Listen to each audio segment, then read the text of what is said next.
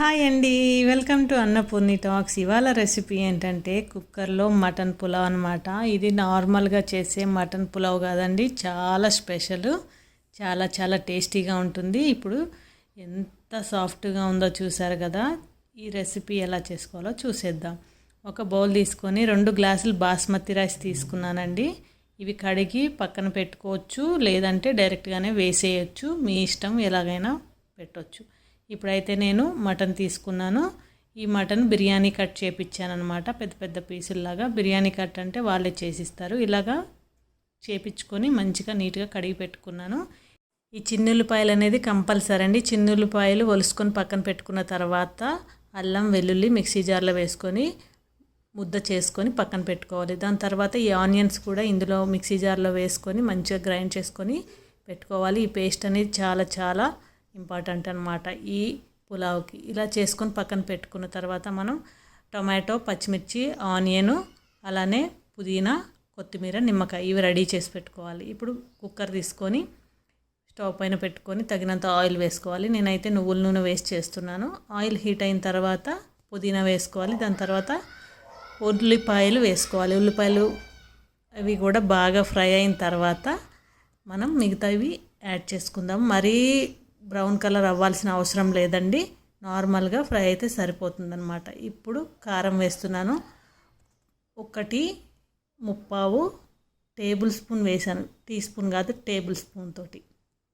ఈ onions fry అయిపోయిన తర్వాత డైరెక్ట్గా నేను కారం వేసి ఫ్రై చేస్తున్నాను. ఇది కొంచెం 1 నిమిషం ఫ్రై అయిన తర్వాత మనం మటన్ వేసుకోవాలన్నమాట. మటన్ కూడా వేసుకొని మంచిగా ఈ కారం అంతా కూడా మటన్కి పట్టే విధంగా మనం మంచిగా కలుపుకోవాలి.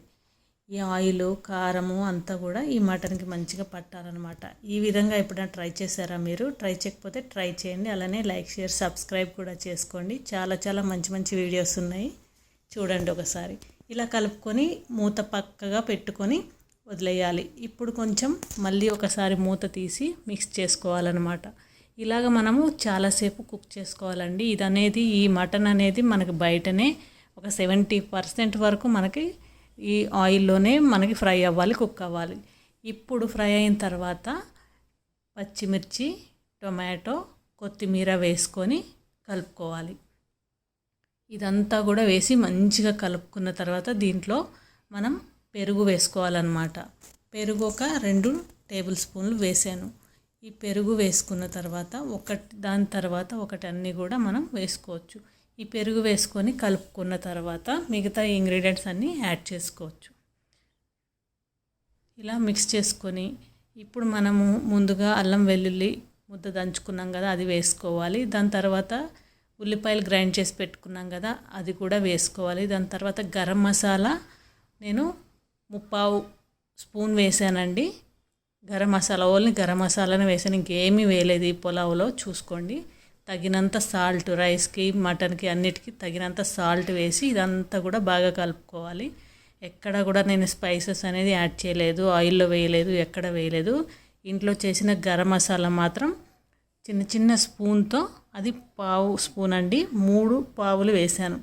ఇలా కలుపుకొని మూత పెట్టుకోవాలి. మూత పెట్టుకొని మధ్య మధ్యలో కలుపుకుంటూ ఇది బ్రౌన్ కలర్ వచ్చేంత వరకు మనం ఫ్రై చేసుకుంటూ ఇలా కలుపుకుంటూ ఉండాలి, కుక్ చేసుకుంటూ. చూసారు కదా ఫస్ట్ ఎలా ఉంది, ఇప్పుడు ఎలా ఉంది అనేది. ఇలా బ్రౌన్ కలర్ వచ్చేంత వరకు కలుపుకున్న తర్వాత దీంట్లో నిమ్మకాయ రసం పిండుకోవాలి. నిమ్మరసం పిండిన తర్వాత నేను రైస్ అనేది 2 గ్లాస్ తీసుకున్నాను కాబట్టి 3 గ్లాస్ వాటర్ వేస్తున్నాను, సరిపోతుందన్నమాట. ఈ వాటర్ వేసిన తర్వాత మంచిగా ఒకసారి కలుపుకొని మూత పెట్టుకోవాలి. మూత జస్ట్ పక్కగా పెట్టుకొని వదిలేసేయాలన్నమాట. ఈ వాటర్ అనేది మనకి బాయిల్ అవ్వాలి. ఇలా బాయిల్ అయిన తర్వాత నేనైతే కడగలేదండి రైస్, డైరెక్ట్గానే రైస్ వేస్తున్నాను. ఎందుకంటే కుక్కర్లో చేస్తున్నాం కాబట్టి కడిగితే మళ్ళీ నానిన తర్వాత మళ్ళీ మ్యాష్ అయిపోతాయి అనేసి నేను డైరెక్ట్గా వేస్తున్నాను. మీ ఇష్టం, కడుక్కున్నా పర్వాలేదు. ఇలా వాటర్ బాయిల్ అయిన తర్వాత రైస్ వేసి ఒకసారి కలుపుకున్న తర్వాత మనం మూత పెట్టుకొని 2 విజిల్స్ పెట్టుకోవాలి. మటన్ ఉడకదు, అదంతా ఏముండదండి, కరెక్ట్గా పర్ఫెక్ట్గా సరిపోతుంది. మటన్కి, రైస్కి అన్నిటికీ కూడా సరిపోతుంది. మీకోసమని నేను విజిల్స్ కూడా పెట్టి చూపిస్తున్నాను చూడండి. 2 విజిల్స్ వచ్చినాయి, కట్టేసా. ఇప్పుడు చల్లారిన తర్వాత మనం మూత ఓపెన్ చేసి చూద్దామండి. విజిల్ అంతా పోయిన తర్వాత చూసారు కదా, కరెక్ట్గా మనం వేసిన వాటర్ అనేది మటన్కి రైస్కి కరెక్ట్గా సరిపోయిందనమాట.